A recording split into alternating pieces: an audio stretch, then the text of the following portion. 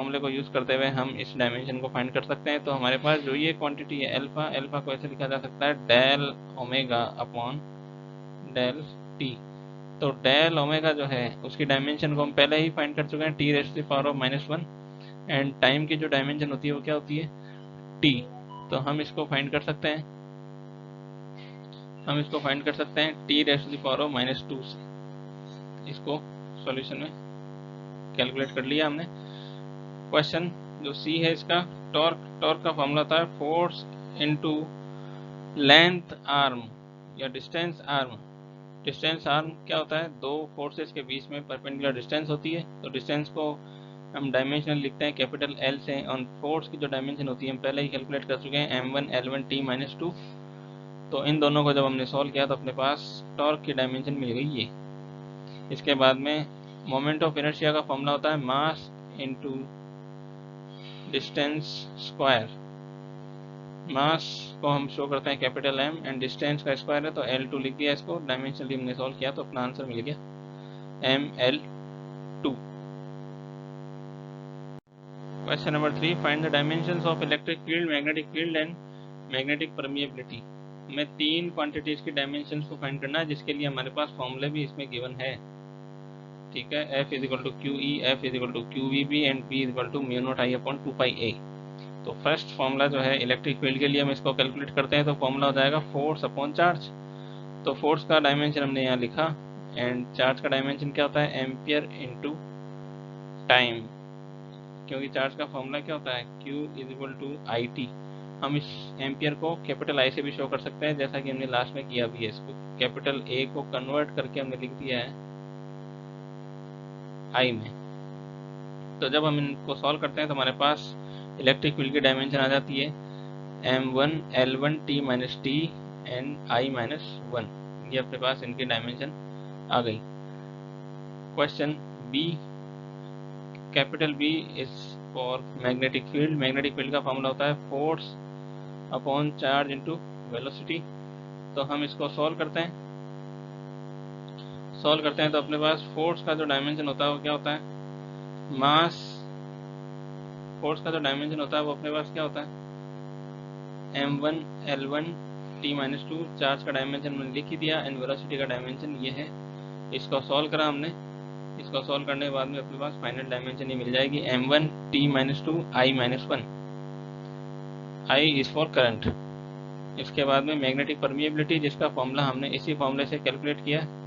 तो इस फॉर्मूले को जब हमने कैलकुलेट किया तो ये फॉर्मूला आया 2πa कैपिटल B एंड नीचे आया current.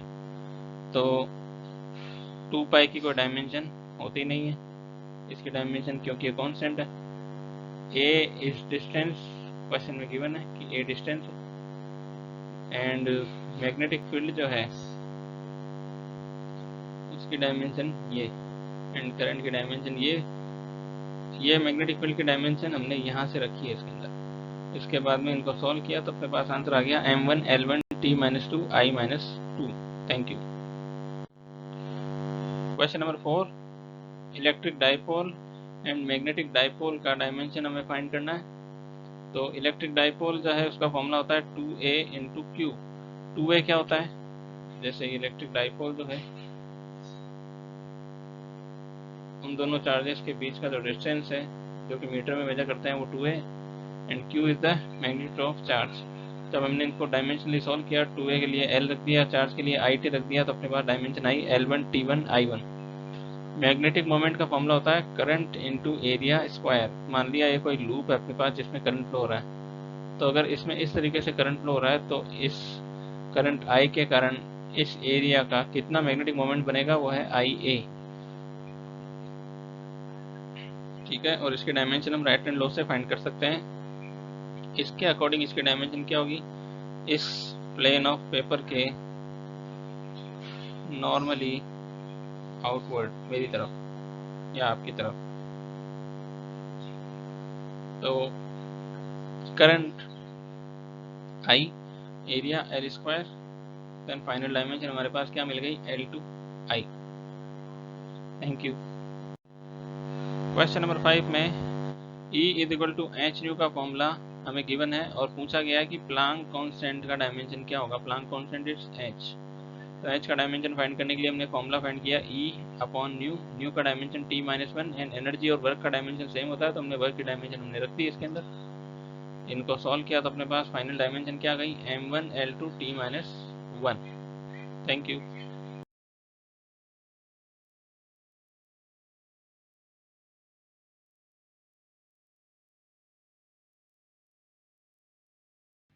Question number 8. Suppose the acceleration due to the gravity at a place is 10 metre पर second square. Find its value in centimetre पर मिनट स्क्वायर. हमें इसको चेंज करना है, तो इसको चेंज करने के लिए सबसे पहले हमने क्या रख दिया 10 मीटर पर सेकंड स्क्वायर।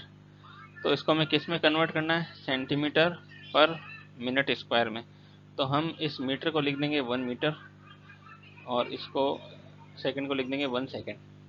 अब हम जानते हैं कि 1 मीटर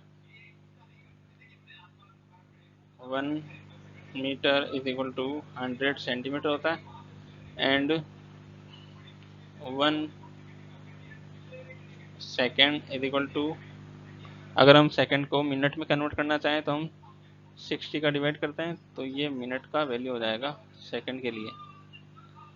तो इन दोनों वैल्यू को हम रिप्लेस करने वाले हैं, 100 सेंटीमीटर को और 1/60 सेंटीमीटर को। तो देखो यहाँ रिप्लेस किया हुआ हमने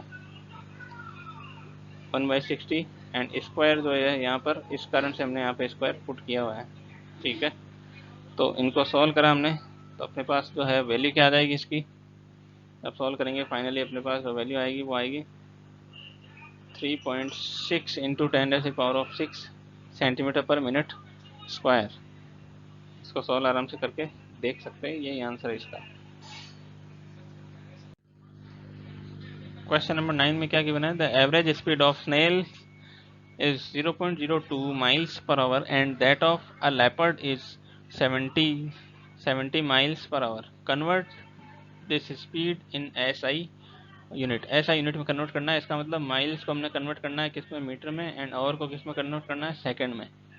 तो 1 माइल इज इक्वल टू क्या होता है 1.6 किलोमीटर। इसको हमने कन्वर्ट किया तो अपने पास आ गया 1600 मीटर और 1 आवर को अगर हम सेकंड में कन्वर्ट करते हैं तो अपने पास आ जाता है 3600 सेकंड।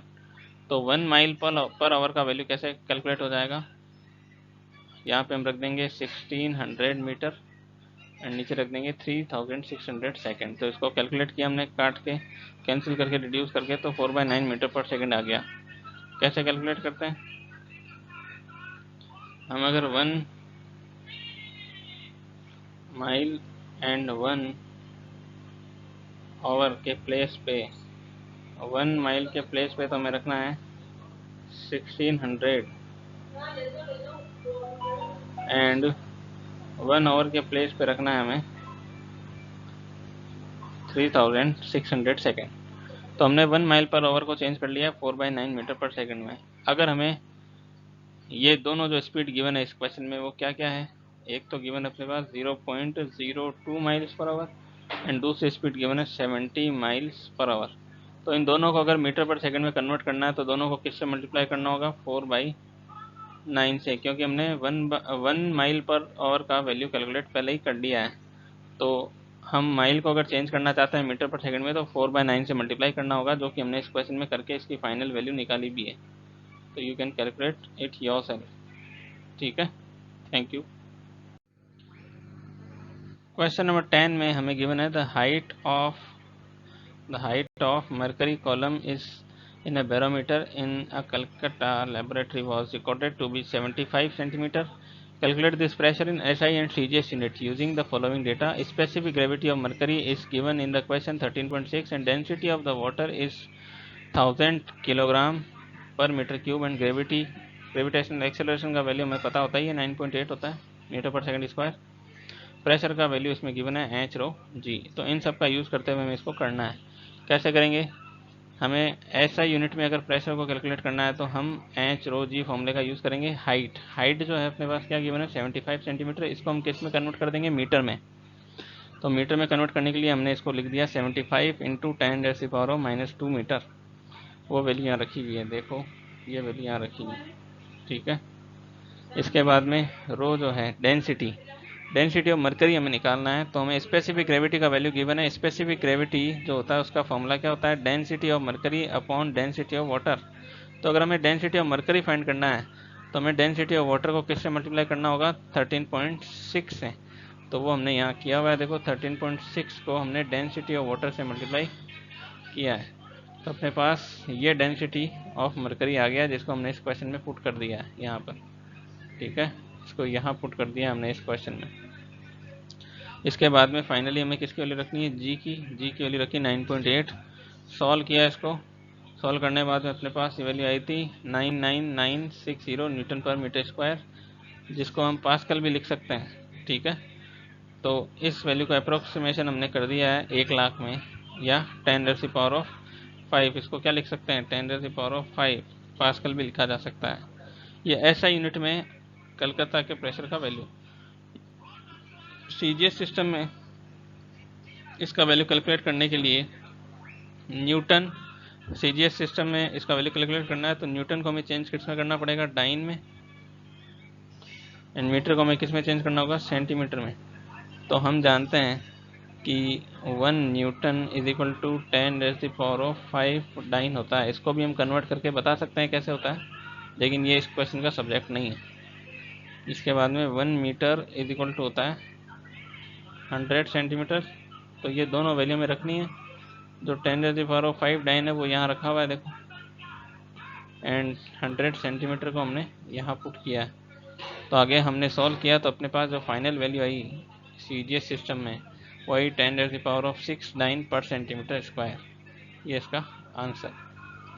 Thank you.